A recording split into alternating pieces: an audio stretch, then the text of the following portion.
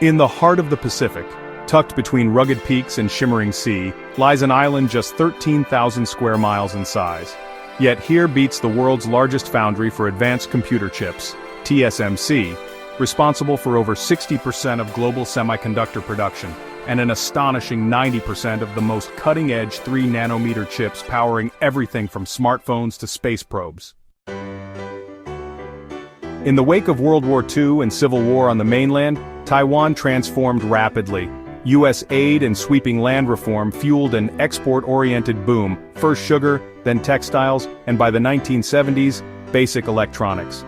But Taiwan's greatest gamble came in 1987, when former Texas Instruments executive Morris Chang founded TSMC under the aegis of the Industrial Technology Research Institute.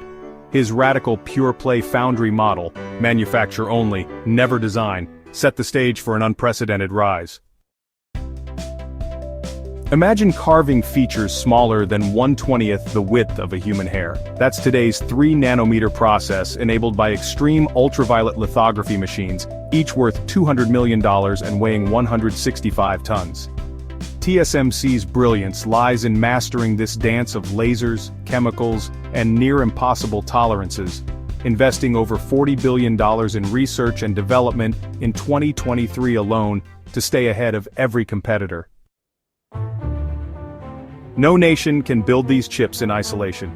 The supply chain is a global tapestry: Dutch-made EUV scanners, Japanese photoresists, American EDA tools from Cadence and Synopsys.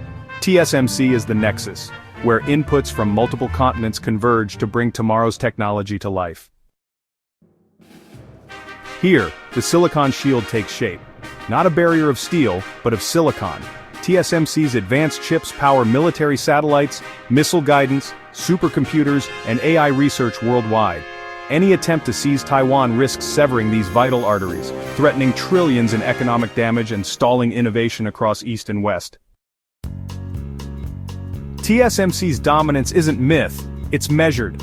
In the fourth quarter of 2024, the firm commanded roughly 67% of the global pure-play foundry market, dwarfing rivals and cementing its role as the industry linchpin.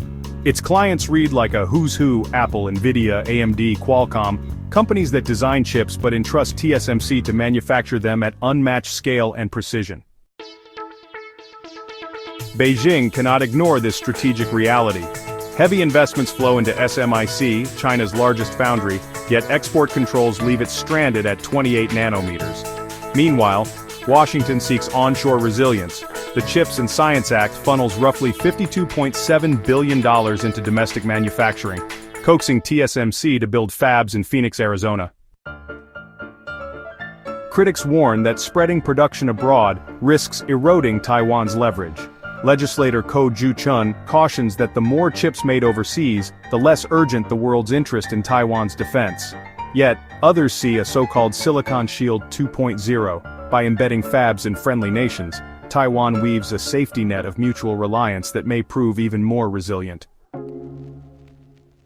While semiconductors are a powerful deterrent, they're not impregnable, warns Chen Qianpeng. He adds, we must re-examine the concept of the silicon shield and invest in broader national resilience.